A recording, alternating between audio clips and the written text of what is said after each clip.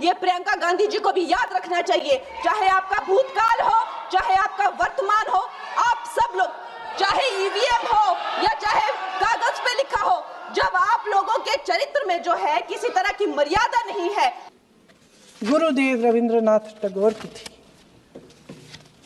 वंदे मातरम के स्वरूप पर सवाल उठाना, जिसे संविधान सभा ने स्वीकार किया, न सिर्फ उन महापुरुषों का अपमान करना है जिन्होंने अपने महान विवेक से ये निर्णय लिया, मगर एक संविधान विरोधी मंशा को भी उजागर करता है।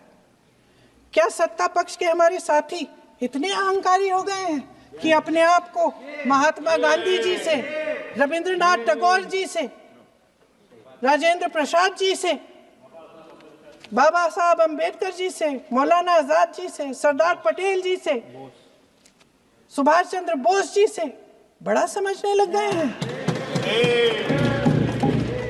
मोदी जी का अपने भाषण में ये कहना कि राष्ट्रगीत को एक विभाजनकारी सोच द्वारा काटा गया, उन सब महापुरुषों का अपमान है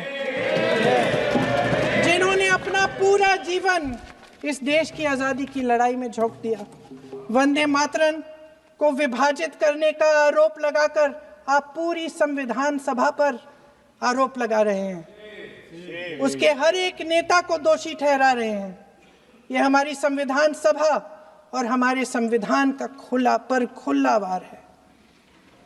और जहां तक जवाहरलाल नेहरू जी की बात है,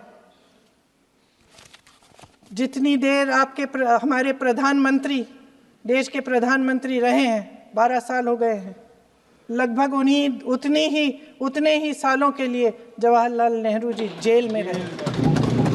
किस लिए? इस देश की आज़ादी के लिए। उसके बाद 17 साल के लिए प्रधानमंत्री रहे। आप बड़ी आलोचना करते हैं इनकी, लेकिन अगर इन्होंने इसरो नहीं बनाया होता तो आज आपका मंगलयान नहीं होता। अगर DRDO नहीं बनाया होता तो तेजस नहीं बनता। अगर IIT और IIM नहीं बनाए होते तो हम आज IT में आगे नहीं होते। अगर एम्स नहीं बनाया होता तो हम कोरोना की जब बड़ी चुनौती का सामना कैसे करते? हाँ, वही बना कुछ भी। इसका मतलब है इस मुद्दे का जवाब नहीं है आपके पास है? अगर इन्होंने BHEL, गेल, सेल, भाखड़ा नंगल ये सब नहीं बनाया होता जो आप सब बेच रहे हैं, तो ये विकसित भारत कैसे बनता? और मत कहिए बाकी। पंडित जवाहरलाल नेहरू इस देश के लिए जिए। सुन लीजिए, बेच लो यार, और बाकी भी बेच देंगे। पंडित जवाहरलाल नेहरू इस देश के लिए जिए और देश की सेवा करते करते उन्होंने दम तोड़ा। फिर भी सुन लीजिए, मेरी एक सलाह ले लीजिए। सर, मैं आपके माध्यम से सलाह दे रहे हैं। हम छोड़ना नहीं। सर, मैं आपके माध्यम से एक सलाह दे देती हूँ। हमारे प्रधानमंत्री महोदय 12 सालों से इस सदन में हैं, मैं मात्र 12 महीनों से हूँ। फिर भी छोटी सी सलाह है। उन्होंने अभी हाल ही में चुनाव था, कुछ महीनों पहले उन्होंने एक सूची निकाली थी कि विपक्षी दलों ने और विपक्ष के नेताओं ने कितने अपमान किए हैं इनके, और उसमें शायद 90-99 ऐसे उन्होंने अपमानों की सूची बनाई थी। तो मैं उनको एक छोटी सलाह देना चाहती हूँ कि नेहरू जी से जितनी भी शिकायतें हैं, जितनी भी गलतियाँ उन्होंने की आपके जहन में, जितनी भी गालियाँ देनी है, जितना भी अपमान करना है, उसकी भी एक सूची बना दीजिए। नहीं, बात खत्म नहीं है।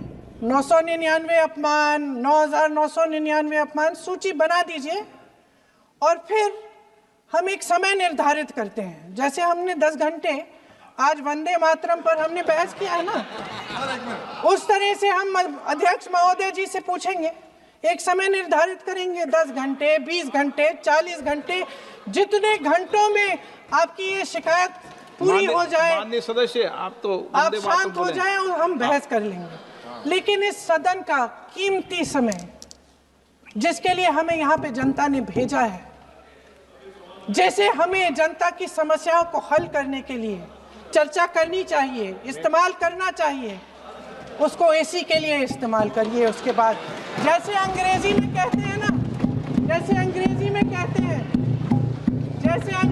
कहते हैं कि once and for all let's close the chapter, close कर लीजिए। देश सुन लेगा क्या क्या शिकायतें हैं, किसने क्या किया, इंदिरा जी ने क्या किया, राजीव जी ने क्या किया, परिवारवाद क्या होता है, नेहरू जी ने कौन सी गलतियां की, सुना लीजिए, फिर खत्म। उसके बाद बेरोजगारी, महंगाई,